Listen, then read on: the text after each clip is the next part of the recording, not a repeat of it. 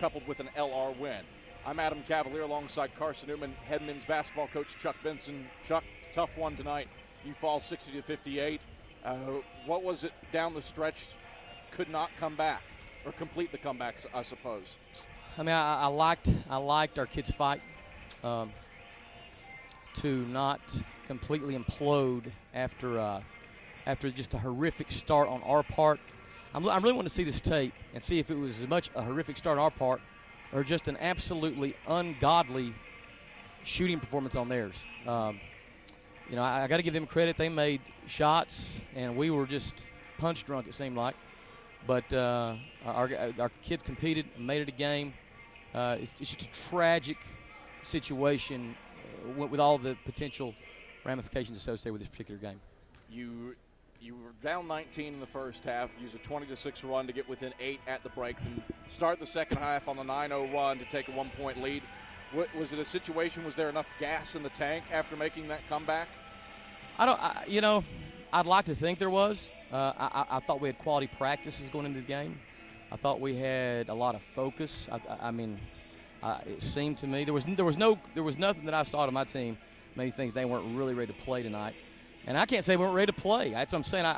I'm not so sure that a lot of credit goes to them making shots, and they got us completely away from our primary game plan. We junked this thing up so much defensively from the 10-minute mark on. I mean, you think about it, they scored 30 points the first 10 minutes, and they scored 30 points the last 30 minutes. So, you know, that coupled with the fact that I've not even seen a stat sheet, but it didn't seem like Ish and Antoine could ever really get it going, you know. Just could never really get it going. You bring up the junk defenses. I know I saw box and one. I thought I saw man-to-man, but, you know, I can never tell against the matchups. We were never in man. It was just a funky-looking box and one. But, you know, again, you give up 30 points the first 10 minutes. You give up 30 the last 30 minutes. You know, you don't want to have a 30-point start in the first 10, but I felt like our defense was good enough. If you'd have told me we were going to come here and score 58 points, I would have never believed that. I never would have believed it. And, you know, I look at we got 30 shots, I guess, for Ish and Antoine, and they make 10 of them. That's bad. And the truth of the matter is, man, and you've seen us this year, if those guys, for the most part, if they don't deliver offensively, we have a problem. And they've delivered so many times. For the night to be the night they don't is really, it's a tragedy. How do you bounce back from this game with, again, you bring it up, it's tragic. Saturday's a huge one. 15 seconds left. LMU leads Wingate 61-58.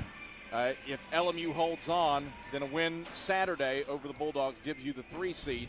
I mean, how do you maintain focus after a very frustrating Wednesday night? Well, it starts with me. And I'll be an example to our team of moving on.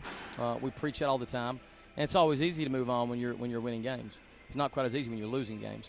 So I'll start with me, and I'll do my part, and then we'll hope that they do their part and follow that lead and you know, go back to the drawing board tomorrow, solidify our game plan for Wingate tomorrow and Friday, and then go out and perform on Saturday. We know what's at stake. You know, Saturday will be a monumental task. Wingate is a very, very good team. Obviously, we beat them earlier this year. That doesn't mean anything going into this game. We've got to really – it'll take our absolute best to have a chance. Chuck, pleasure as always. We'll talk to you Saturday. Thanks, Adam. Carson.